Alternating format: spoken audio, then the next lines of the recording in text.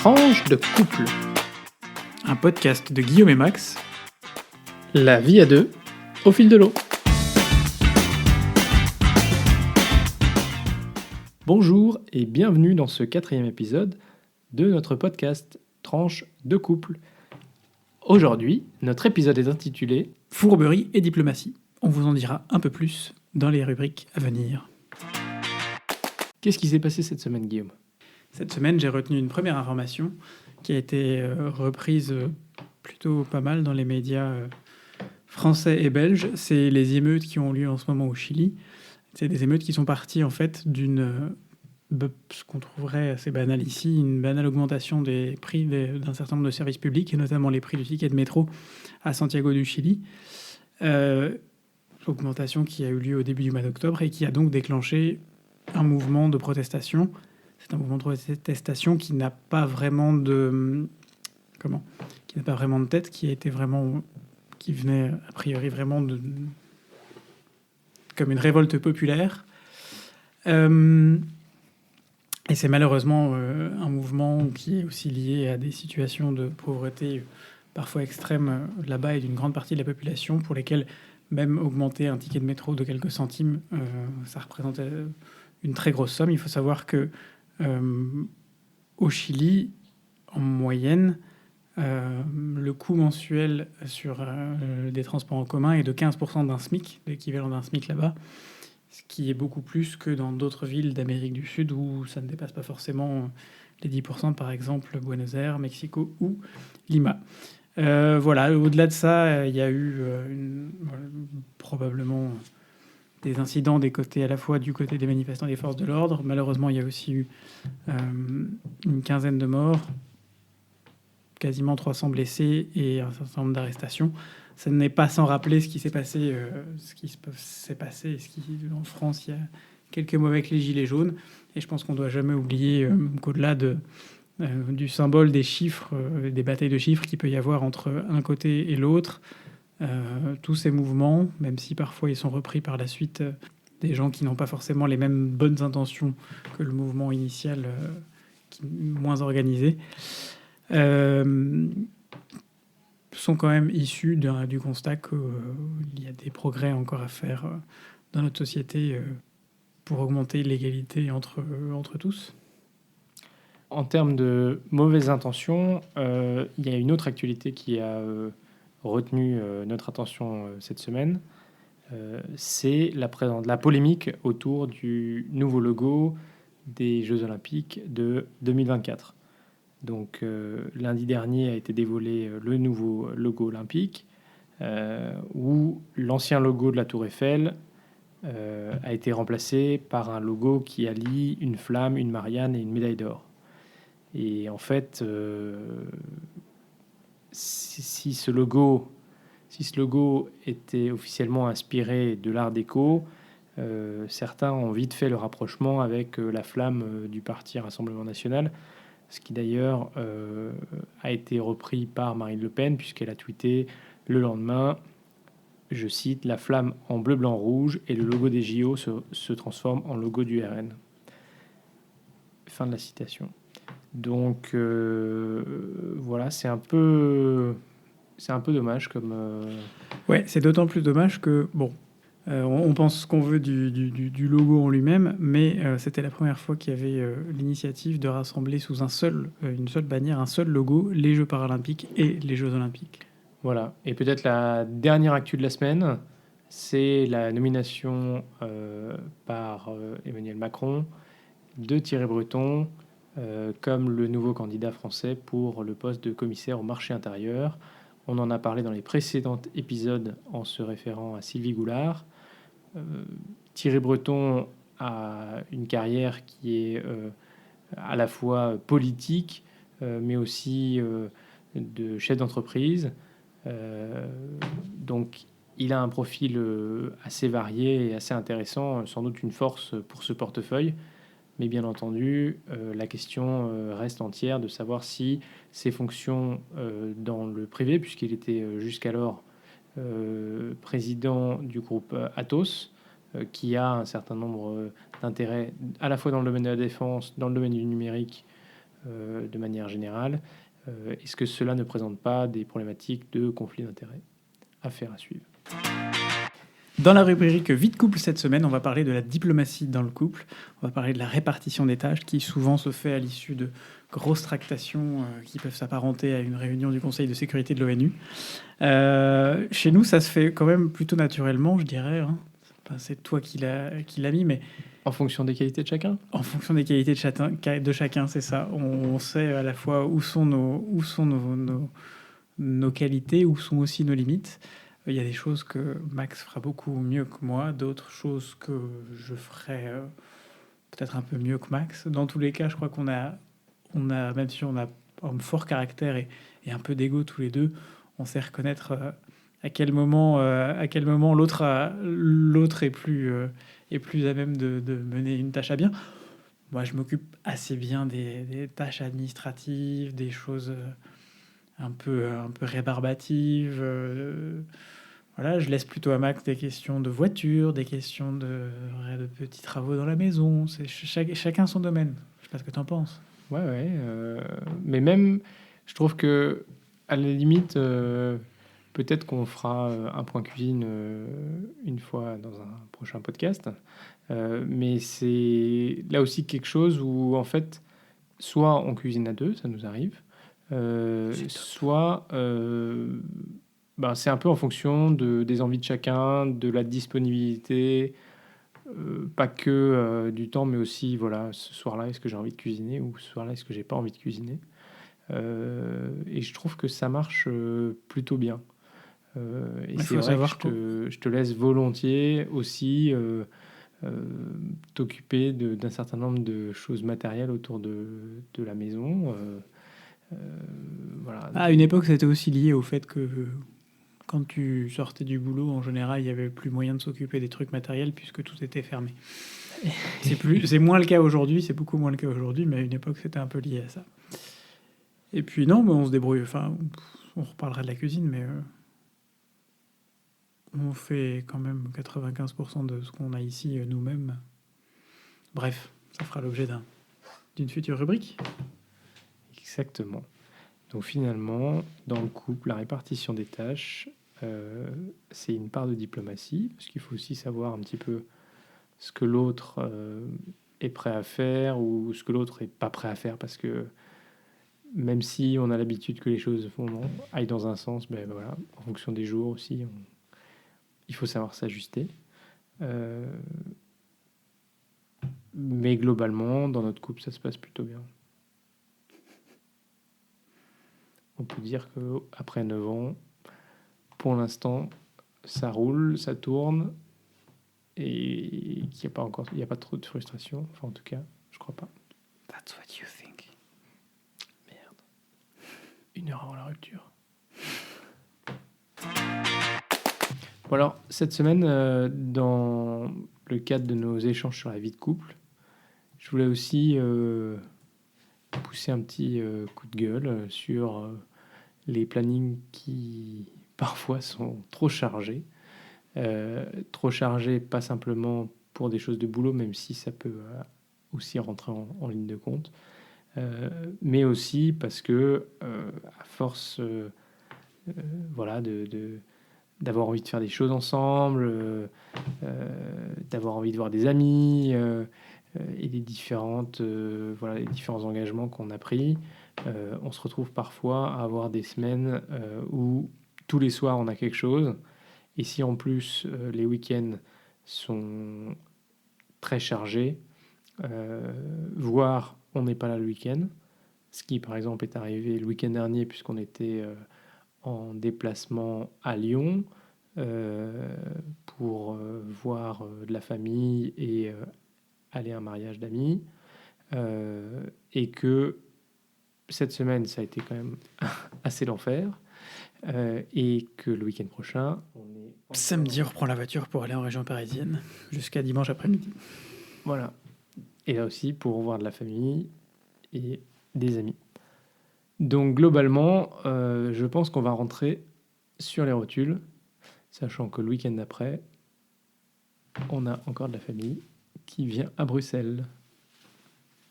Non, c'est le week-end encore après. Yes, c'est bon ça. Le week-end d'après, on a un week-end de 4 jours. Enfin, j'ai un week-end de 4 jours. Toi, t'as un week-end de 3 jours. Sorry. Voilà, ça c'est pour moi. C'est crado. Moi, je dirais qu'on choisit aussi... on a beaucoup choisi nos rythmes. C'est lié au fait aussi qu'on habite en Belgique. La Belgique, ça reste quand même un peu excentré par rapport à la France, et en particulier par rapport à nos attaches qui sont beaucoup dans la région Rhône-Alpes.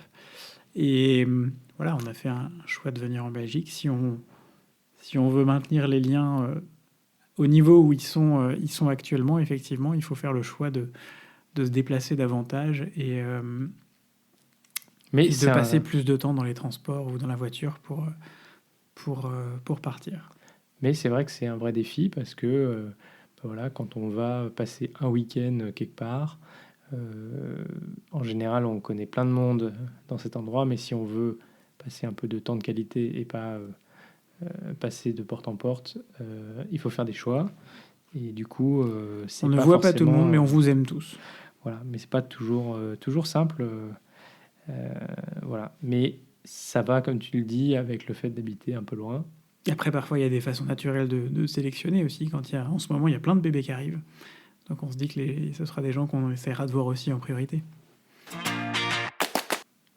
Comment va la Belgique, Guillaume? Ah, écoute, la Belgique n'a toujours pas de gouvernement, au dire des médias, surtout en France. En réalité, je nuancerai un peu ce propos, puisque c'est pas tout à fait vrai. La Belgique a en réalité un gouvernement. En fait, le 21 décembre 2018, le gouvernement de l'époque, qui était dirigé par Charles Michel, a démissionné pour éviter d'être mis en minorité à la Chambre, l'une des deux assemblées belges.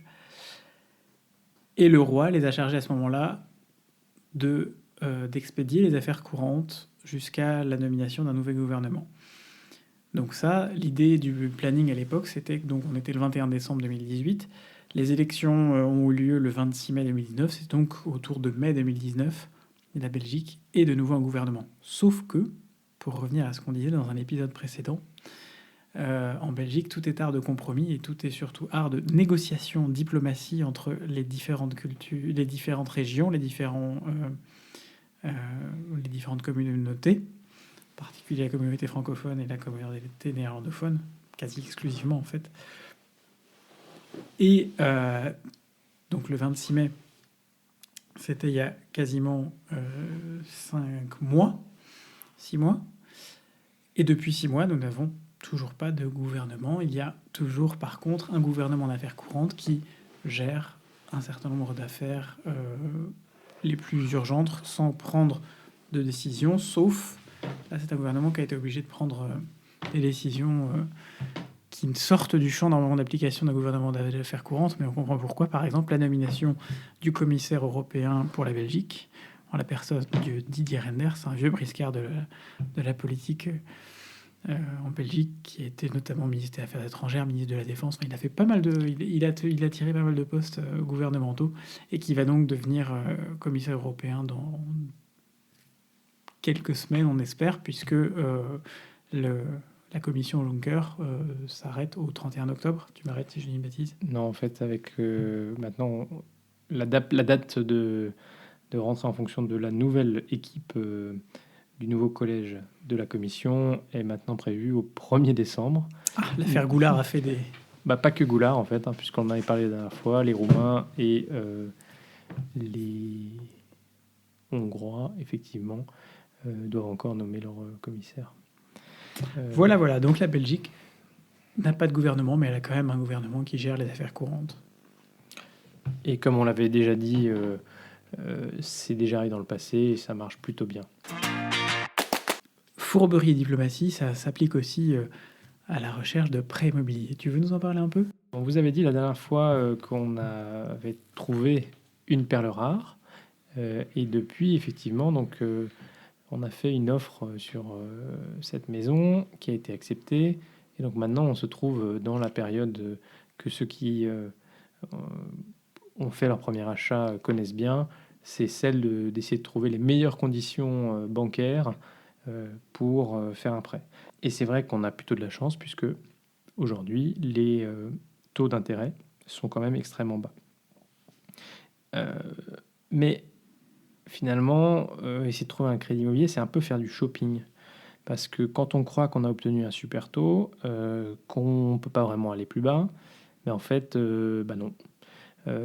Donc, nous, par exemple, on a eu un courtier avec lequel on a travaillé qui nous a vraiment fait une super proposition, mais qui nous a un peu pressé en nous disant qu'il fallait absolument qu'on sécurise le taux qu'il nous proposait, en indiquant que voilà, les taux étaient révisés toutes les semaines, qu'on était en fin d'année, et donc qu'il voyait les taux monter. Donc il était absolument important de signer la demande d'offre afin finalement de sécuriser le taux qui était proposé. On a eu quelques doutes quand même d'aller aussi vite parce que c'est notre premier achat et tout ça, mais on l'a fait. Et a posteriori, pour se rassurer, on a quand même été consulter d'autres banques.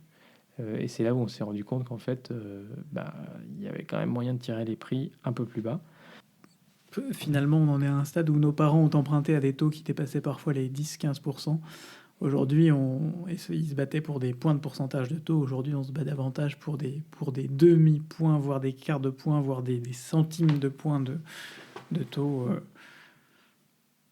Mais en tout cas, sachez que à la fin, c'est quand même vous qui vous engagez, c'est vous qui payez.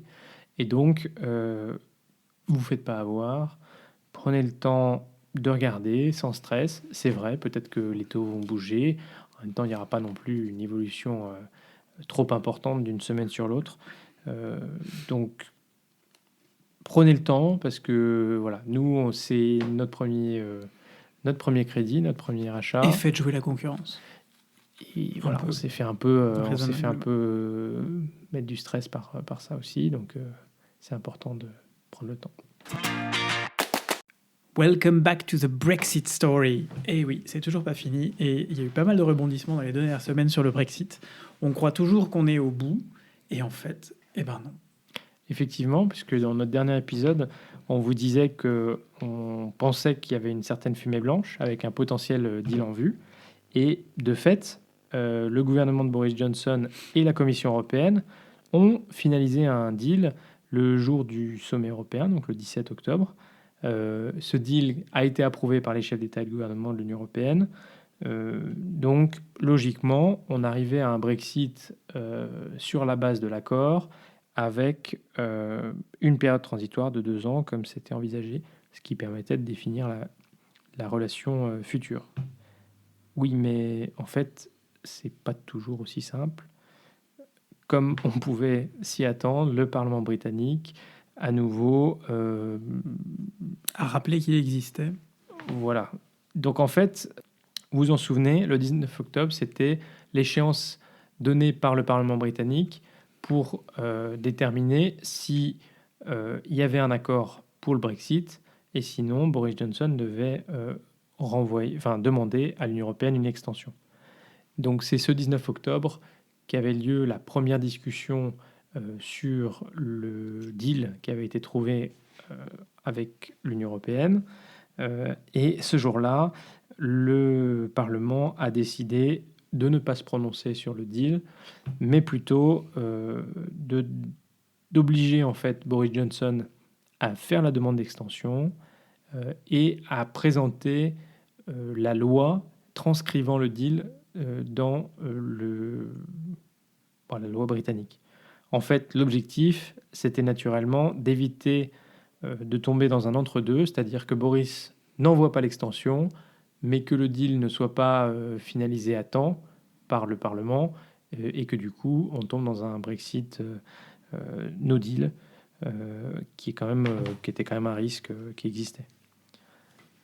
Et il s'est passé quoi, Guillaume ? Et donc le résultat, c'est que notre ami Boris Johnson a envoyé à l'Union européenne 3 lettres. Une première lettre pour demander officiellement un report de la date limite pour le Brexit. Une deuxième lettre pour dire que en fait lui n'était pas d'accord, que il l'avait fait uniquement parce que le Parlement l'y avait forcé. Et une troisième lettre qui était, si mes souvenirs sont bons, celle du représentant de l'ambassadeur du Royaume-Uni auprès de l'Union européenne, qui soutenait qu'effectivement le gouvernement britannique actuel n'était pas en faveur d'une prolongation du Brexit, de la date du Brexit. Et d'ailleurs, la lettre demandant le Brexit n'était pas signée. Donc voilà, ça vous témoigne un peu l'état d'esprit. On n'a jamais vu ça à Bruxelles. À l'ère des signatures en PDF, franchement, on oublie pareil. Voilà, donc ça c'est Boris qui demande son extension. Et pendant ce temps-là, donc les discussions au Parlement continuent, puisque les députés, en fait, dans les discussions qui ont lieu cette semaine, se sont plaints qu'ils n'avaient pas assez de temps en réalité pour discuter l'accord. Sachant que les discussions de l'accord, naturellement, pourraient arriver à des modifications de cet accord, alors qu'on sait que ce serait extrêmement compliqué à nouveau de modifier les termes de l'accord. Donc finalement, pour Boris, c'est plutôt une situation win-win. Soit on arrive à un no deal, soit il vient de donner un peu comme ultimatum aux députés, s'il y a une extension de l'Union européenne, alors je convoque les élections le 12 décembre, en fait, ce qui lui permettrait d'avoir une majorité plus importante, ou en tout cas d'avoir une majorité conservateur au Parlement, et donc de sortir de l'Union européenne, soit en validant le deal, soit en sortant directement, puisque le Parlement le voterait. Donc ça renforcerait sa légitimité et son objectif de sortir de l'Union européenne au plus vite. Donc cette semaine, je vais vous parler d'un petit bijou, une bande dessinée. Je me suis mis, il faut dire, à acheter pas mal de livres de bande dessinée ces derniers temps. On a un peu l'impression que tu as pris en compte le fait qu'on allait avoir une belle bibliothèque dans notre nouvelle maison. Ah oui, j'ai toujours rêvé de ce mur bibliothèque. Mais bon, ça, je suis sûr qu'on trouvera l'occasion d'en reparler dans un autre podcast. Donc je voulais vous parler de une bande dessinée qui s'appelle Les Indes Fourbes. Les Indes Fourbes, c'est une bande dessinée qui est donc sortie au mois d'août, qui est scénarisée par Alain Hérol et dessinée par Juanjo Garnido. C'est une bande dessinée où, quand on regarde les images, on a l'impression de se retrouver quelque part entre une peinture de Velázquez et Cusco, le Disney. C'est des scénarios à la Cusco et des images à la Velázquez qui sont extrêmement touchantes, extrêmement parlantes aussi quand on les voit. On se projette vraiment très très bien dans l'aventure, dans le scénario. Au-delà du fait que ce soit un scénario palpitant qui tourne autour de Dom Pablo de Ségovie au XVIe siècle, en Amérique du Sud, dans les Indes espagnoles, les Indes occidentales. C'est un espèce d'aventurier, un aventurier un peu raté, mais en même temps un malfrat, mais en même temps quelqu'un avec un bon cœur qui devient simultanément très riche, très, très riche, et puis quelques temps après très pauvre, qui va passer du fin fond perdu au fin fond d'une vallée dans les ors d'un palais, qui se retrouve, voilà, je vais pas tout vous raconter, mais en tout cas, je vous suggère, si vous avez envie de passer un bon moment, en plus, c'est une bande dessinée qui est assez longue, qui peut se lire en plusieurs. Il y a trois chapitres différents. Vous pouvez les lire en plusieurs fois. Plongez-vous là-dedans, laissez-vous bercer et rythmer par cette très, très belle réussite aux éditions Delcourt dans la collection hors collection, qui sera pour, j'espère, pour vous un aussi bon moment que ça l'était pour moi. En tout cas, je le recommande très fortement. Merci beaucoup, Guillaume. De rien. Alors, dans la rubrique techno aujourd'hui, je voulais vous parler de la constellation de mini-satellites de SpaceX, l'entreprise conduite par Elon Musk. Donc, c'est le projet Starlink qui correspond au lancement en fait à grande échelle de mini-satellites. Et à grande échelle, pourquoi ? Parce que au total, on annonce près de 30 000, voire 40 000 satellites, avec déjà, pour l'année 2020, Donc un envoi de 12 000 satellites dans 24 lancements. Donc en fait, aujourd'hui, Starlink, ils sont en train de tester ces mini-satellites. Donc il y a une 60aine de satellites qui sont actuellement en orbite. Et l'objectif de Starlink, c'est en fait de multiplier la capacité d'accès à Internet haut débit pour les populations reculées ou victimes de la fracture numérique. Alors en réalité, et c'est là aussi où ça se lie au thème fourberie et diplomatie, les premiers à pouvoir en bénéficier, ce sera les États-Unis. C'est sans doute pas étranger avec le fait que SpaceX en fait est très lié à la NASA et à l'US Air Force, puisqu'ils ont fait des tests en partenariat avec un laboratoire de recherche de l'US Air Force. Mais logiquement, avec un maillage aussi important, SpaceX devrait pouvoir couvrir l'intégralité du globe.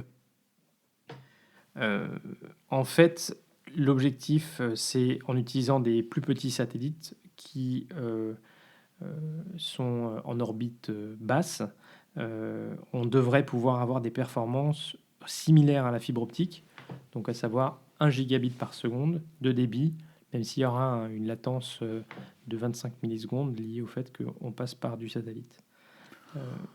Il va y avoir du monde, ça va se bousculer là-haut.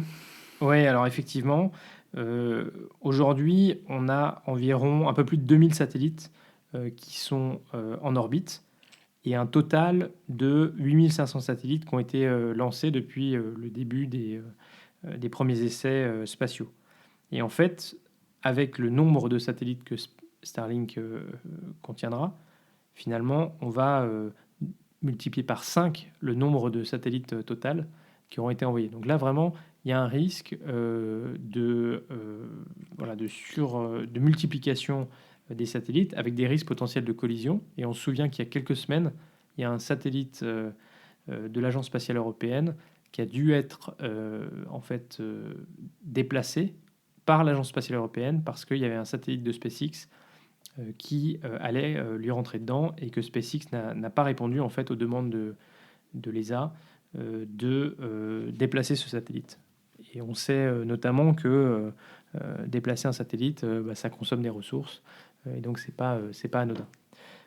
Mais il faut voir que SpaceX en fait aujourd'hui n'est qu'un acteur parmi les acteurs de cette course à l'Internet satellitaire performant, puisque Amazon, OneWeb, Space Norway ou Telesat ont aussi prévu de déployer des mini-satellites. Et donc là, il faut quand même se dire qu'il risque d'y avoir une sacrée congestion de l'espace avec certains risques. Et aussi, ces satellites en orbite basse pourraient retomber sur Terre, et notamment, on sait déjà qu'il y a 5 satellites des 60 premiers là, qui vont redescendre sur Terre. Voilà, donc c'est regardez toujours la au-dessus nouvelle de vos têtes, on ne sait jamais. Exactement.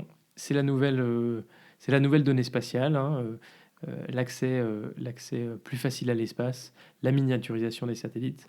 Ben, voilà, c'est aussi notre réalité de demain. Bon, voilà, c'est déjà la fin de cet épisode. J'espère qu'on n'a pas été trop fourbe, qu'on a fait preuve d'un peu de diplomatie dans ce qu'on a dit. En tout cas, on le fait toujours avec le cœur grand ouvert et nos tripes. Merci beaucoup de nous avoir écoutés. Merci de nous suivre régulièrement ou de nous avoir rejoints si c'est le cas. Comme d'habitude, si cet épisode vous a plu, n'hésitez pas à en parler autour de vous, à le diffuser sur les réseaux sociaux largement.